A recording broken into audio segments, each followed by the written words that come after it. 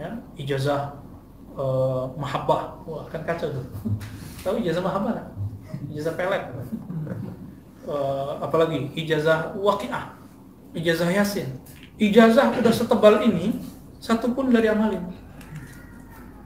Jadi pemburu ijazah, dan ini banyak. Maka dulu Syekh Awamah itu nyindir mahasiswa dulu di Mesir, waktu teman-teman kita di Mesir cerita ya, Buya Anof cerita di Pekanbaru. Kami dulu minta ijazah ke beliau, terus karena banyak minta ijazah, beliau marah. Kalian ini dari tadi udah 1 jam minta ijazah mulu. Coba dari tadi nanya satu masalah fiqhiyah atau tauhid atau hadis, udah jadi faqih, udah jadi muhaddis, udah jadi alim.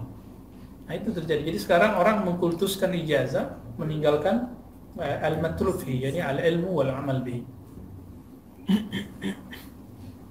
Ini namanya syahwat ta'at. Nah, syahwat ta'at ini hanya bisa dibersihkan kalau bermursyid. Ini pengalaman saya.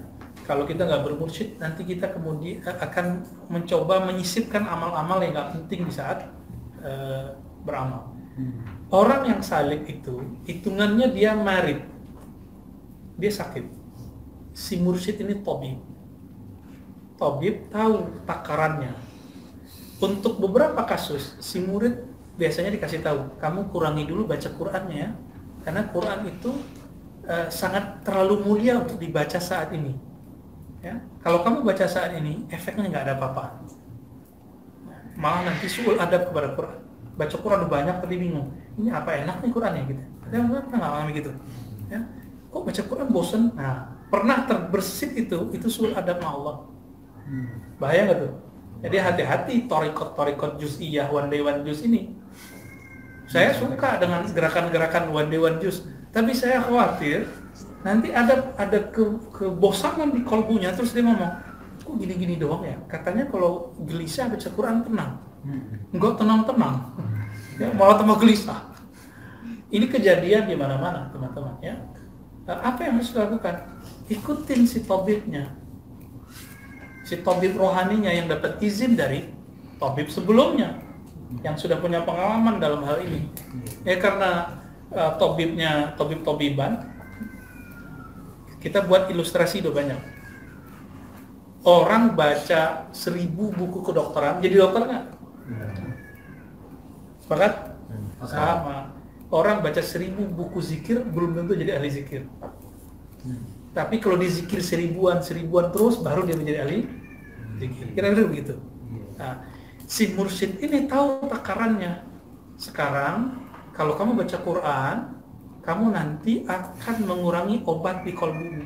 Al-Quran itu masuknya ke sini, teman-teman. Nurnya ke nur akliyah, baru masuk ke kolbu. Karena dia ditafakuri. Tafakur babnya sini, babul fikr. Kalau zikir babnya di sini, di sadar. Si sadarnya belum siap menerima nur ini, masuk ke pental, masuk ke pental, masuk ke pental. Cahaya itu mau masuk, ketutup. Air rahmat itu mau turun, tapi tempatnya masih kotor. Masih ingat ilustrasi kita ini? Bukan lagi mau iklan ya, kita tutupin. Ini air bersih, oke? Okay? Yeah. Antum punya gelasnya habis kita ludahin, kita ludahin. Saya kasih air yang bersih ini, mau minum nggak? Nggak. Kenapa nggak mau minum? Airnya bersih loh. Nah, kira-kira begitulah. Wadah kolbunya, wi'a'us sadrnya masih, si wallahnya masih banyak. Makanya ini orang main syair-syair aja.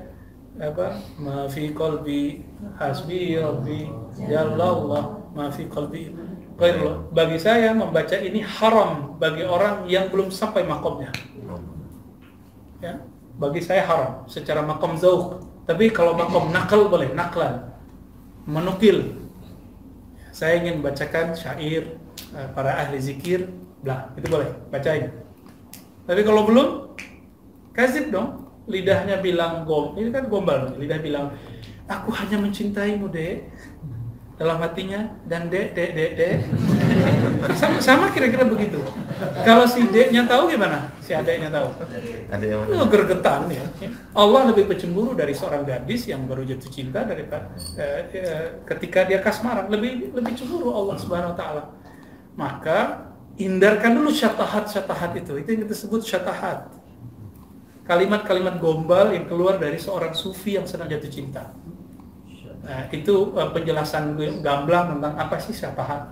Kenapa sufi ngomong begitu? Ya. Karena udah di luar batas akliyat, dia sudah mau masuk ke zaukiyat. Nah, kenapa Ibnu Taimiyah mengkafirkan Ibnu Arabi? Karena Ibnu Taimiyah membaca dengan akalnya. Salah tidak, tapi dia salah baca. Seharusnya pakai matalib ar-ruhiyah dengan zauknya. Oh, maksud Ibnu Arabi begini secara zauki. Nah, ini terjadi dialog saya dengan Allahyarham Syekhuna Ali Mustafa waktu beliau membicarakan salah satu sahabatnya yang dianggap berbicara tentang bersatu dengan Allah. Emang bisa hamba dengan makhluk bersatu? Kan nggak bisa. Tapi secara zauki itu ada, dan zauk itu bukan masuk bab akidah. Itu cuma rasa gombal. Ya. Kayak antum lagi baru jatuh cinta, kayaknya dunia dan seisinya tidak ada kecuali kamu berdua. Kan kejadian orang-orang begitu. Fanak fil hub.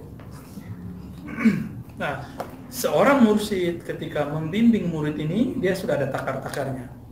Tapi ada mursyid kilat juga ada. Ya. Seharusnya 10 hari, dia jadiin 3 hari. Ya, karena mau gimana lagi, muridnya mau cepat. Mau disalahin siapa? Ya muridnya mau cepat. Kita tanya, ya dia mau aja disyukur, ya udah. Iya. Dia mau aja disyukur, alhamdulillah. Makanya sekarang nih zaman rukhsah emang ya. Di rukhsah semua. Baru sekali ketemu talqin, enak amat ya. Tapi mau gimana lagi, begitulah zamannya hari ini. Ya.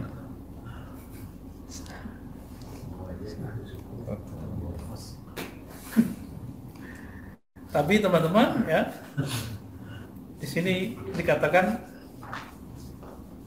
summa affaha, iffah yang mutlaqah. Lalu dia iffah menahan dirinya an kulli masyiati khatarat bibal. Tidak hanya dari maksiat halal ta'at, tapi dia juga diet dari atau menahan diri dari khatarat, semua syahwat yang ada dalam bersitan dirinya. Apa bersitan yang paling susah dibenerin oleh seorang murid pengen jadi wali, pengen jadi mursyid? Itu paling susah. Nah, kalau itu terjadi, kabar gembiranya antum sudah melewati fase sebelumnya. Kabar tidak gembiranya, selamat ya, menghadapi was-was yang lebih deras dari was-was sebelumnya. Lebih deras itu. Dan itu harus digampar dikit sama gurunya dengan kalam-kalam yang sahih atau dengan doa-doanya. Gambaran-gambaran sayangnya ya, bukan dengan gambar pakai tangan. Ini berat teman-teman semua. Ini banyak sekali kita lihat praktek-praktek ya belum apa-apa sudah pengen jadi seperti mursyid. Ya. Nauzubillah min syahawat al-khafi. Ini yang dikatakan oleh Ibnu Athaillah, syahwat tersembunyi. Jadi syahwat kalau dibagi dua, syahwat yang zahir, syahwat yang khafi. Yang zahir jelas, syahwat mata memandang yang cantik-cantik, telinga yang indah-indah, merdu, semua ya, makan, minum.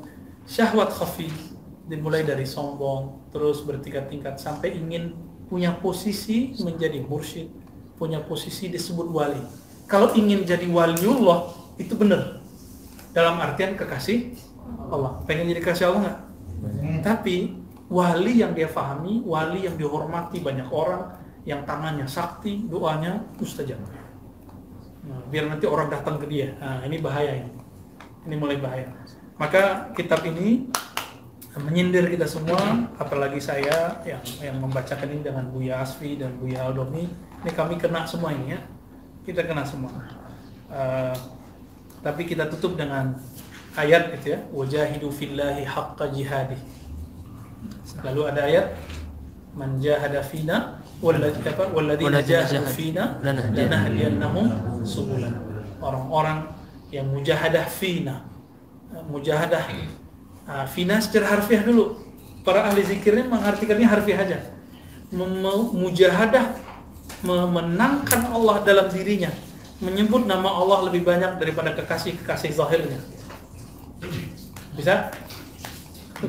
Jadi malam ini atau besok pagi habis subuh atau sebelum subuh, coba ya, kolbunya digedor dengan nama Allah, tabung nama Allah dalam kolbunya, tabung terus, ketik terus sampai kemudian jadi refleks menyebut nama Allah sehingga nama itu bertahta dalam kolbu.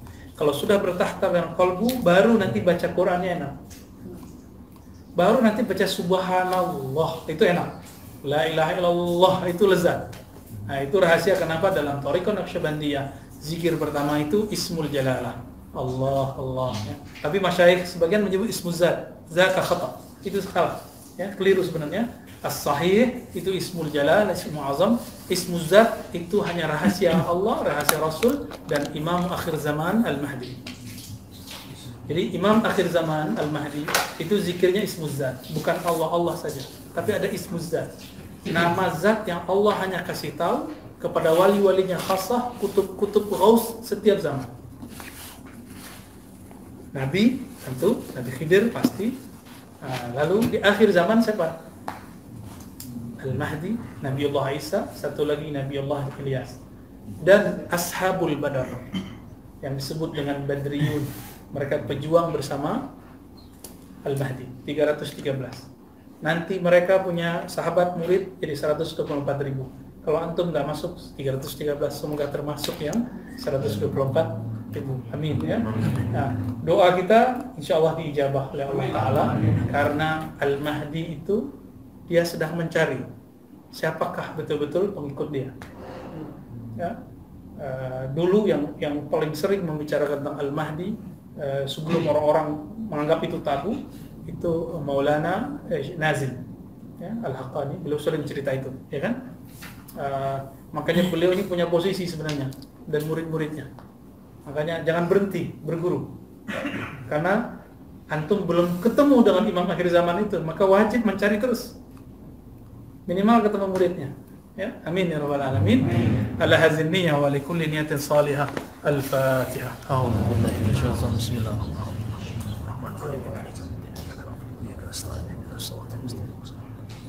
Wa sallallahu ala nabiyyina Muhammad. Laqad ja'akum rasulun min anfusikum azizun 'alaihi ma 'anittum harisun 'alaikum bil mu'minina raufur rahim. Hasbiyallahu la ilaha illa huwa wal 'asri innal insana lafi khusr allazina amanu Subhanakallahumma wa bihamdika asyhadu an la ilaha illa anta Allahumma shalli ala sayyidina Muhammad walhamdulillahi rabbil alamin.